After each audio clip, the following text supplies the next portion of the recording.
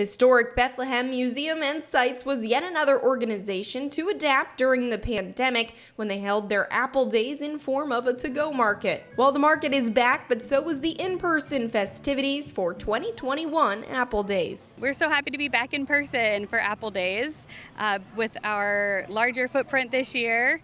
It's nice to have everybody on the grounds. We have our pony rides back this year as well, scarecrow making going on, a lot of fun kids activities. Geared towards the entire family, Apple Days had a little something for everybody. For kids, we have our read to dogs, we've got scarecrow making, pumpkin painting, pony rides, petting zoo, hay bale maze. We have, for adults, we have our tasting tent featuring cave brewing, Five Maiden cider, explorer spirits. So we have a lot of fun activities for everybody, young and old.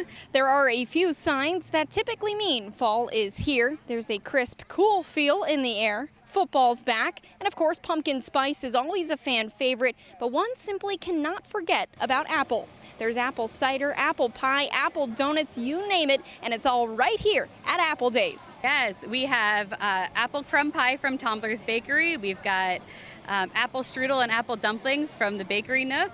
We have apple ice cream from the Cup at Bethlehem Dairy. We've got the apple cider, we have apple fritters, we have apple everything, apples, actual apples. We also have apple cider donut holes from the Backdoor Bake Shop.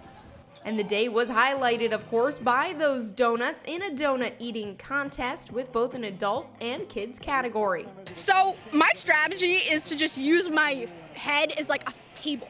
I'll try to get as low as I can so that the donut doesn't go swinging around, because that's the worst, because then you can't get any off of it. And also, I'm no stranger to, if it falls on the ground, I'm still eating it because I need to eat the whole donut.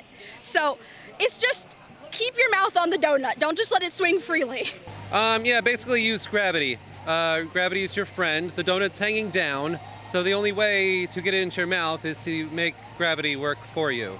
All of the proceeds from the day went back to Burnside Plantation, but it also was an event highlighted by supporting the community and its small businesses and vendors. We are happy to be supported by our local bakeries, Tomler's Bakery, the Bakery Nook, Backdoor Bake Shop, and the Cup Bethlehem Dairy.